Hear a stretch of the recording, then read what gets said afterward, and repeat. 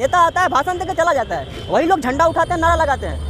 जो 48% गरीब है उसके पास रोटी नहीं है, वो पहले रोटी की तरफ रुख करेगा या शिक्षा की तरफ। आज हमारा पेट भरा है तब ना हम दिल्ली आके पढ़ाई कर रहे हैं। आप पढ़े लिखे हैं, विज्ञान भी पढ़ी होगी, तो जानना चाहूंगी किसी मूर्ति में, किसी पत्थर में, किसी निर्जीव चीज में प्राण प्रतिष्ठा कैसे की जा सकती है? देखिए ये सब पाखंड है, मैं सीधा बात कर रहा हूँ, ये सब पाखंड है। जो साइंस को जानता है वो इस सब बातों में बिल्कुल भी विश्वास नहीं रखा। चलो भाई, आस्था का सवाल है, किसी को अगर ठेस लगता है तो माफी चाहता हूँ, आपका आस्था है, अच्छी बात है। लेकिन युवा पागल हो रहा है इस चीज के पीछे। युवा, वही तो मैं बता रहा हूँ, इसीलिए तो देश की ये हालत हो चुकी है। आने वाला समय में देश को कोई नहीं बचा सकता। वोट बैंक की राजनीति या धर्म की राजनीति देश को वहाँ तक ले जाएगी, किसी ने सोचा भी नहीं होगा। बहन मायावती जी इस बात को नहीं समझ पाई, इसीलिए उनकी पार्टी आज नीचे गिर रही है। राम मंदिर चाहिए या स्कूल या कॉलेज चाहिए? हमको तो स्कूल कॉलेज चाहिए, हमको मंदिर से कोई मतलब नहीं है, हमको तो स्कूल कॉलेज चाहिए। हमें मंदिर चाहिए और आप कह रहे स्कूल चाहिए। जिनको चाहिए हो जाए, वो तो धर्म को जानिए तब मानिए। किसी को आपको कोई कुछ पट्टी पढ़ा दे रहा है, मानने जा रहे हैं, वो अंधविश्वास है।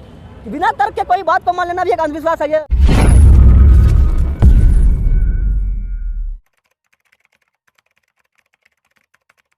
जनगणना की बात करो या निष्पक्ष रूप से चुनाव की बात करो या इस देश में जो सांप्रदायिकता का माहौल है उससे बाहर निकलकर मानव करुणा मैत्री के लिए एक स्थापित करने वाली भावना की बात करूं तो इसी कड़ी मेरे साथ में बिहार से एक युवा साथी है, उनसे जुड़ने का प्रयास करेंगे और जानूंगी कि आप जिस तरह से बिहार में रहते हो और बिहार में जिस तरह से अभी हमने देखा जाति जनगणना का मुद्दा बहुत बड़े स्तर पर, तो किस तरह से देखते हैं? देखिए मैम, जाति जनगणना हुई, काफ़ी अच्छी बात है, और उससे जो रिजल्ट आया, इस बात से एक बात हम ये एनालिसिस किए हैं कि बिहार में अभी भी SC ST कैटेगरी के जो भी लोग हैं 48% लोग गरीब हैं, और उन्हें आरक्षण 1950 से मिल रहा है। इसका मतलब आरक्षण से आप गरीबी नहीं हटा सकते, आप प्रतिनिधित्व दे सकते हैं, लेकिन गरीबी आप पूरा नहीं हटा सकते आरक्षण से।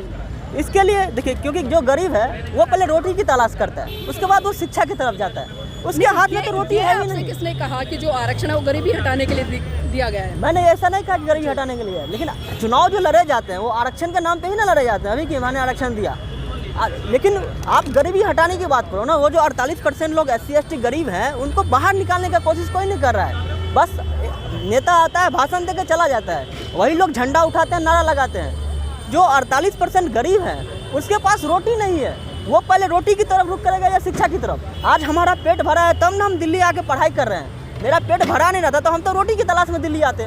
तो कलम वही उठाता है ना जिसका पेट भरा हुआ हो।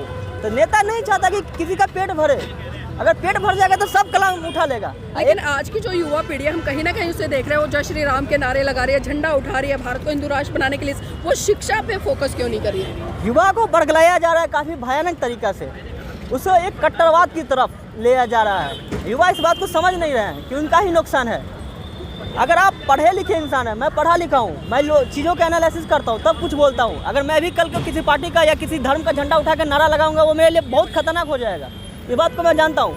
मैं एक बार एक बस में यात्रा कर रहा था, एक लड़की थी, वो B.Ed का एग्जाम देने जा रही थी, CTET का। मैंने उनसे पूछा कि महिला को शिक्षा का अधिकार कब मिला भारत में? उन्होंने बताया ही नहीं। उन्होंने बोला अरे क्या फालतू सवाल पूछ रहे हो। मुझे आश्चर्य लगा, जो महिला पढ़ रही है, शिक्षा दे रही है, उसको यही नहीं पता कि उसको शिक्षा का अधिकार किसने दिया।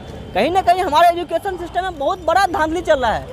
इसीलिए आपको सरकारी स्कूल में पढ़ाई नहीं होती। अभी जो 2 लाख शिक्षक भर्ती हुए हैं बिहार में, उसमें 50% भी एलिजिबल नहीं है, सब घूस लेकर शिक्षक बना हुआ है। अब कोई पढ़ाएगा नहीं। मैंने भी सरकारी स्कूल से पढ़ाई किया है, मैंने देखा मैडम आती है, बाल में कंघी मारती है, अपना एगो छोटा बच्चा लेके आएगी, लड़कियों को दे देगी कि तुम लोग इसको खिलाओ, मेहंदी लगवाएगी, स्वेटर बुनेगी ठंडा में। अरे मैडम का ये सब काम है कि वो पढ़ाएगी, पढ़ाना आता ही नहीं है उनको।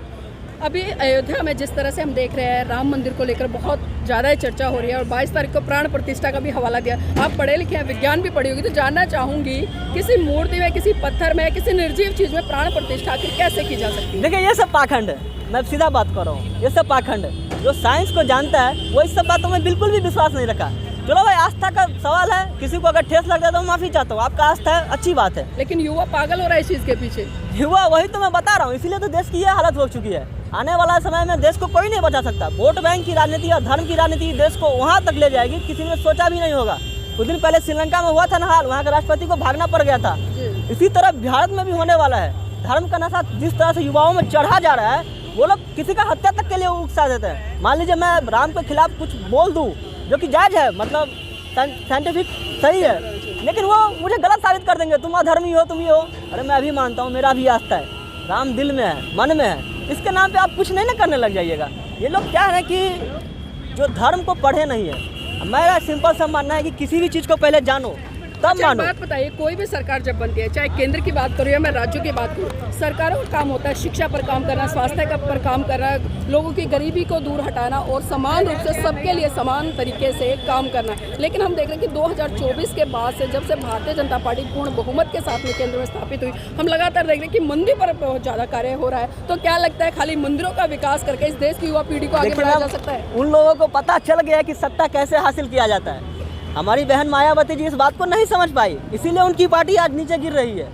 जो दो बार मुख्यमंत्री हो चुका हो यूपी का, उनकी पार्टी की ये हालत हो गई, कहीं ना कहीं 4 बार सॉरी, उनकी पार्टी की ये हालत हो चुकी है। कहीं ना कहीं आप नहीं समझ पा रहे हैं, जनता के बीच में आप नहीं जा रहे हैं। आपको पढ़ना होगा कि जनता को क्या चाहिए। अगर आप किसी को हराना आपको लगता है कि बहन जी भी राम मंदिर जैसे जो मंदिर है या अन्य मंदिर है उनका निर्माण कराए ताकि सत्ता मिल जाए?